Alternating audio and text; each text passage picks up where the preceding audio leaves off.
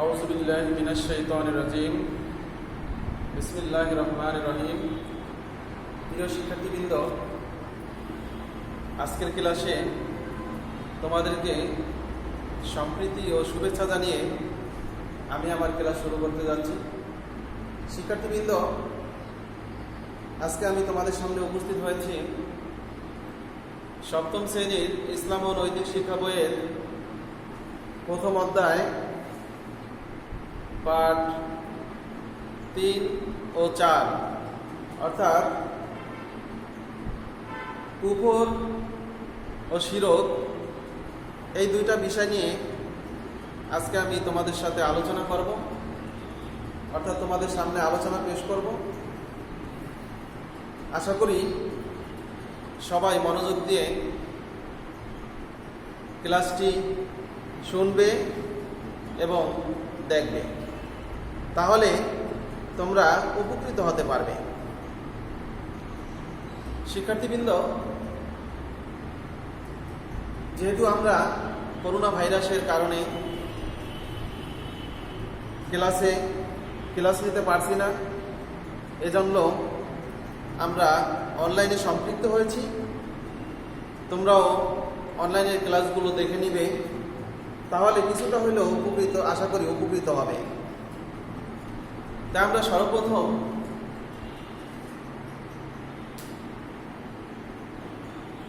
কুফর নিয়ে আলোচনা করব। প্রথমে আমরা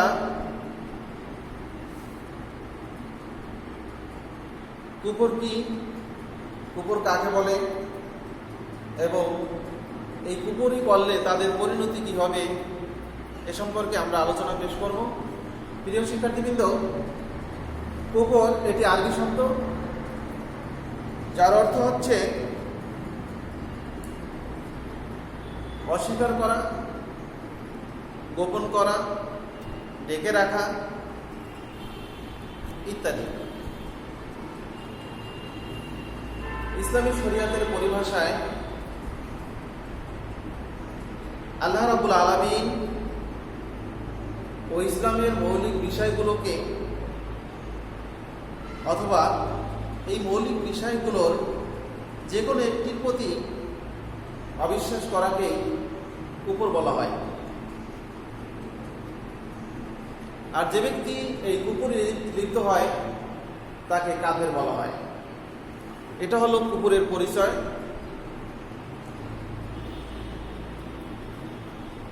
আর এই কুফরের নানা দিক রয়েছে। কুফর হলো ঈমানের বিপরীত। কুফরের নানা দিকের মধ্যে রয়েছে মহান আল্লাহ তাআলাকে অস্বীকার করা। যেমন আল্লাহ রাব্বুল আলামিন সমস্ত পৃথিবীর সবকিছু সৃষ্টি করেছেন এবং শ্রেষ্ঠত্ব হিসাবে মানব জাতিকে তিনি ঘোষণা দিয়েছেন। আল্লাহ রাব্বুল আলামিনের এবং আল্লাহ রাব্বুল আলামিন যে পৃথিবীর সৃষ্টিকর্তা, তাকে অস্বীকার করাকেই মূলত আল্লাহর অস্তিত্বকে অস্বীকার করাও মূলত আল্লাহকে অস্বীকার করা হয়। 2, ঈমানের অন্যান্য মৌলিক বিষয়গুলোকে অস্বীকার করা, অর্থাৎ নবী রাসূল, আসমানি কিতাব, ফেরেশতা, পরকাল, তাকদীর, পুনরুত্থান, জান্নাত, জাহান্নাম ইত্যাদি বিষয়গুলোকে অবিশ্বাস করাও কুফর, অথবা এর যে কোনো একটি অস্বীকার করাও কুফর।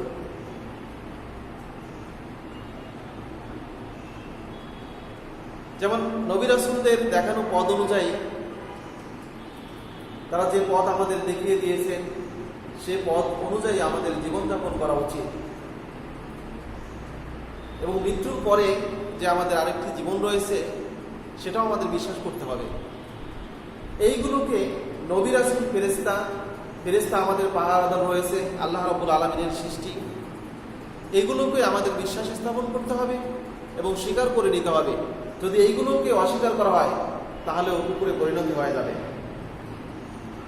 এরপরে ইসলামের ফরজ ইবাদতগুলো অস্বীকার করা, ফরজ ইবাদতের মধ্যে রয়েছে সালাত, সাওম, যাকাত, হজ ইত্যাদি ইবাদতগুলোকে অস্বীকার করা। মুসলমান হিসাবে আমাদের সকলকে নামাজ পড়তে হবে। যখনই নামাজ ফরজ হয়ে যায়, নামাজ আমাদের পড়তে হবে। যখন রোজা ফরজ হয়ে যায়, রোজা আমাদের রাখতে হবে। এরপরে যাদের সামর্থ্য আছে হজ করার, যাকাত দেওয়ার, তাদের এগুলো দিতে হবে। এইগুলো যদি অস্বীকার করা হয় তাহলেও সে কুফরে অর্থাৎ কাফেরে পরিণত হয়ে যায়। এরপরে রয়েছে হালাল জিনিসকে হারাম মনে করা এবং হারাম জিনিসকে হালাল মনে করাও কুফরের অন্তর্ভুক্ত। যেমন যদি কেউ মদ, জুয়া, সুদ, ঘুষ ইত্যাদিকে হালাল মনে করে তবে সেও কুফরে পরিণত হয়ে যাবে। শিক্ষার্থীবৃন্দ, আল্লাহ রাব্বুল আলামিন আমাদের যে জিনিসগুলো হালাল করেছেন এগুলোকে আমাদের হালাল হিসাবে মেনে নিতে হবে। যে জিনিসগুলোকে আমাদের জন্য হারাম স্পষ্ট জানিয়ে দিয়েছেন সেগুলোকে আমাদের হারাম হিসাবে মেনে নিতে হবে। অর্থাৎ হালালকে হালাল এবং হারামকে হারাম হিসাবে আমাদের স্পষ্টভাবে মেনে নিতে হবে এবং ধারণ করতে হবে। যদি এর ব্যতিক্রম হয় তাহলে আমাদেরকে, যারা এগুলো না মেনে আল্লাহ রাব্বুল আলামিনের এই আইনগুলোকে না মেনে তার বিপরীতমুখে ধাবিত হবে, গোপন করব, তাহলে কুফরে পরিণত হয়ে যাবে। এই দিকে আমাদের খেয়াল রাখতে হবে। এরপরে কুফরের পরিণতি, কুফরের কুফল ও পরিণতি, যারা কাফের, আল্লাহ রাব্বুল আলামিনের সৃষ্টি জগতের সমস্ত কিছুকে গোপন রাখে এবং প্রকাশ করে না, ঢেকে রাখে, তাদের পরিণতি কি হতে পারে এ সম্পর্কে এখন আমরা আলোচনা করব। কুফরের কুফল ও পরিণতি অত্যন্ত ভয়াবহ, অত্যন্ত কঠিন। এটি নৈতিকতা ও মানবিক আদর্শের বিপরীত। মানবিক আদর্শ ও নৈতিকতাকে একেবারে ধূলিসাৎ করে দেয়। কেননা আল্লাহ রাব্বুল আলামিন আমাদের স্রষ্টা, তিনিই আমাদের সৃষ্টি করেছেন, তিনি আমাদের পালনকর্তা, রিজিকদাতা, সমস্ত কিছুর স্রষ্টাই একমাত্র মহান রব্বুল আলামিন। এইগুলোকে আমাদের স্পষ্টভাবে জানিয়ে দিতে হবে, মানুষের কাছে প্রকাশ করতে হবে, মানুষের কাছে দাওয়াত, মানুষের কর্ণ করে পৌঁছে দিতে হবে। এইগুলোর কোনো একটিকে গোপন করা যাবে না। সুতরাং তাকে অবিশ্বাস করা কিংবা তার বিধান অস্বীকার করা কোনোভাবেই উচিত নয়। যদি তাকে এভাবে অস্বীকার করা হয় তাহলে তিনি কুফরে পরিণত হয়ে যাবেন। এটি চরম অকৃতজ্ঞতার শামিল। কাফিরদের পরিণতি অত্যন্ত ভয়াবহ। আখিরাতে কাফিরদের স্থান হবে জাহান্নামের সেই ভয়াবহ স্থান। প্রিয় শিক্ষার্থীবৃন্দ, সেই ভয়াবহ স্থান থেকে আমাদের নিজেকে বাঁচিয়ে রাখতে হবে। সেখানে তারা, অর্থাৎ কাফিরদের সেই স্থান হবে অত্যন্ত যন্ত্রণাদায়ক, কঠিন শাস্তির একটি স্থান। ওই স্থান সম্পর্কে আল্লাহ রাব্বুল আলামিন পবিত্র কোরআনে বলেছেন, ওয়াল্লাযীনা কাফারু ওয়া কাযযাবু বিআয়াতিনা উলাইকা আসহাবুন নার হুম ফিহা খালিদুন। অর্থাৎ যারা কুফরি করে এবং আল্লাহর নির্দেশগুলো মিথ্যা প্রতিপন্ন করে তারাই জাহান্নামের অধিবাসী। তারা সেখানে চিরস্থায়ী হবে এবং চিরকাল তারা সেখানে থাকবে। কুফরের শাস্তি অত্যন্ত ভয়াবহ, অত্যন্ত নাজুক পরিণতি হবে তাদের সেই স্থান।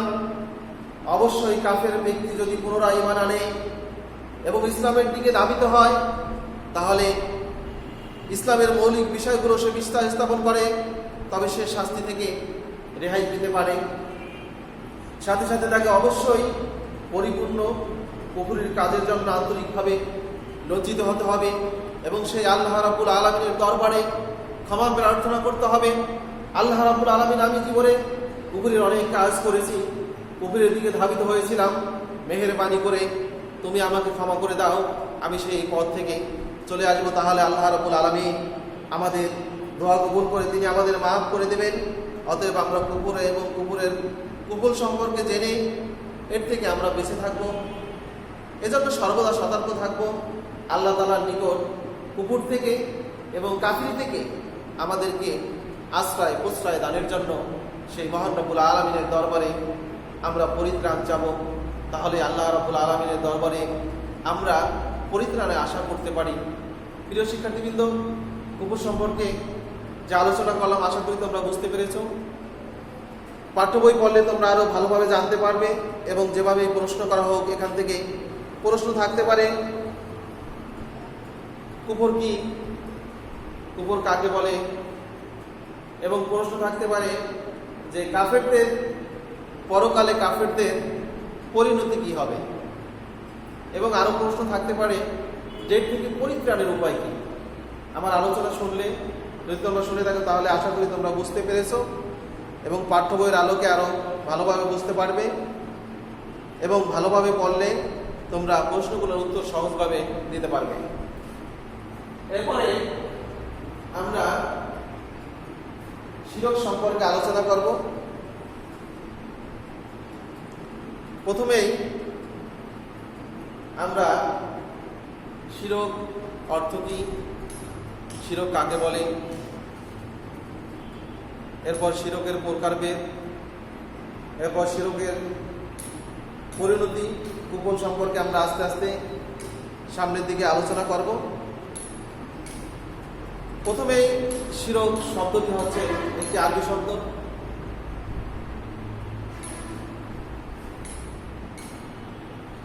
যার অর্থ হচ্ছে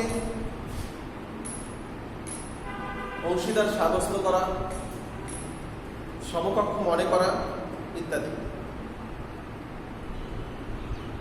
ইসলামী পরিভাষায় স্বয়ং আমাদের সৃষ্টিকর্তা মহান রব্বুল আলামিন, এই মহান রব্বুল আলামিনের সাথে অন্য কিছুকে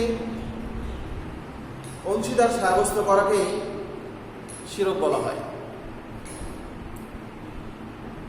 অপর কোনো কিছুকে আল্লাহ তাআলার সমতুল্য ও সমকক্ষ মনে করেকেও কাফির বলা হয়। যে ব্যক্তি শিরক করে তাকে মুশরিকও বলা হয়।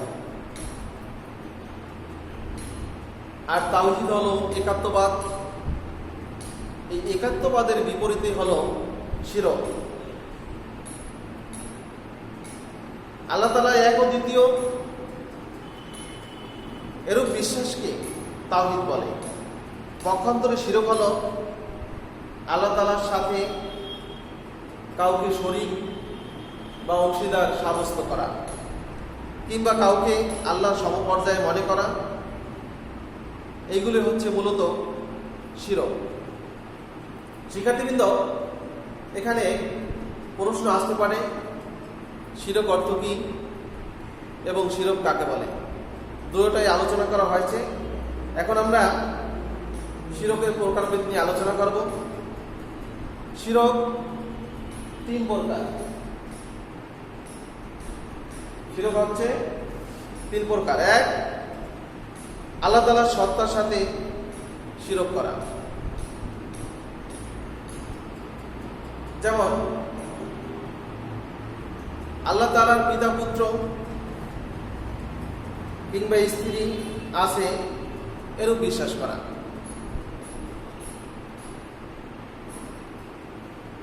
দুই, আল্লাহ তাআলার গুণাবলীতে অংশীদার সাব্যস্ত করা, যেমন সৃষ্টিকর্তা একজন না মেনে একাধিক সৃষ্টিকর্তার বিশ্বাস করা। তিন, আল্লাহ তাআলার ইবাদতে শিরক করা, যেমন আল্লাহ তাআলার সন্তুষ্টির জন্য ইবাদত না করে অন্য কারো সন্তুষ্টির উদ্দেশ্যে ইবাদত করা, যেমন মূর্তি পূজা করা, অগ্নি পূজা করা ইত্যাদি। শিক্ষার্থীবৃন্দ, এই তিন প্রকার শিরক থেকে আমাদের নিজেদেরকে, আমাদের পরিবার পরিজনকে, আত্মীয় স্বজন, বন্ধু বান্ধব, পাড়া প্রতিবেশী যারা রয়েছে তাদের সকলকে বেঁচে থাকার জন্য আমাদের আহ্বান করতে হবে। তাদের কর্ণকুহরে আল্লাহ রাব্বুল আলামিনের একাত্মবাদের দাওয়াত, আল্লাহ রাব্বুল আলামিনের একাত্মবাদের বৈশিষ্ট্য আল্লাহ রাব্বুল আলামিনের একাত্মবাদের গুণাবলী সব কিছু তাদের কর্ম করে পৌঁছে দিতে হবে। তাহলে এই 3 প্রকার শিরক থেকে বেঁচে থাকা যাবে। না হলে এই 3 প্রকারে পরিণত হলে কিয়ামতে আমাদের অবস্থা হবে অত্যন্ত ভয়াবহ। সেদিন আমাদেরকে সাহায্য করার মতো আর কেউ থাকবে না। অর্থাৎ আল্লাহ রাব্বুল আলামিন এক, তার কোনো শরীক নেই, এটা আমাদের মনে প্রাণে যেভাবে বিশ্বাস করতে হবে, তেমনিভাবে আল্লাহ রাব্বুল আলামিনের অংশীদারিত্বের সাথেও আমাদের আল্লাহ রাব্বুল আলামিনের সাথে কোনো অংশীদার নেই, তিনি এক অদ্বিতীয়, একথাও আমাদের মনে প্রাণে বিশ্বাস করতে হবে। এবং আল্লাহ রাব্বুল আলামিনের সন্তুষ্টির উদ্দেশ্যে তারই ইবাদত বন্দেগী করতে হবে। তার ইবাদত বন্দেগীর সাথে কাকে অংশীদার সাব্যস্ত করা যাবে না। যদি অংশীদার সাব্যস্ত করা হয় তাহলেই শিরকে পরিণত হয়ে যাবে। সুতরাং এই জিনিসগুলো থেকে আমাদেরকে আস্তে আস্তে বেরিয়ে আসতে হবে, তাহলে আমরা শিরক থেকে বাঁচতে পারব। শিরকের কুফল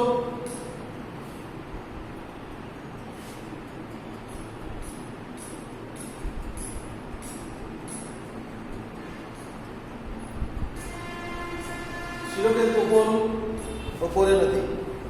শিরক করলে কি পরিণতি হতে পারে? শিরক হলে জঘন্য অপরাধ। এ প্রসঙ্গে আল্লাহ রাব্বুল আলামিন পবিত্র কোরআনে ইরশাদ করেছেন, ইন্না শিরকু লাযুলমুন আযীম। নিশ্চয়ই শিরক হচ্ছে অত্যন্ত একটি জুলুমের কাজ। শিরকের মাধ্যমে মানুষ মহান রব্বুল আলামিনের সাথে